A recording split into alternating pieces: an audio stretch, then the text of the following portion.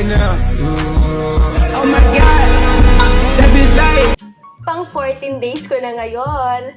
Last day na ng aking 14-day detox challenge sa organic barley, 50 times glutathione collagen.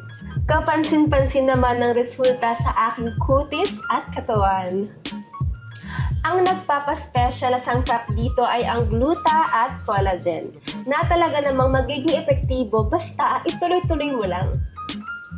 Naniniwala talaga ako na kulang ako sa gulay kaya nagiging bloated ako. Pero dahil sa tulong ni organic barley, mas nadadigest pa yung pagkain ko.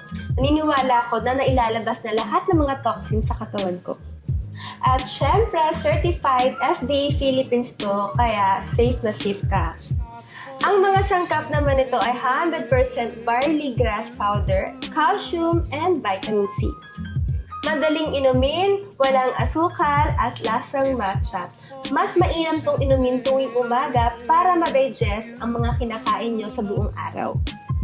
Subukan niyo rin mga sexy labang 14 days detox challenge ng organic barley, 50 times glutathione collagen, at i-comment nyo kung merong pagbabago.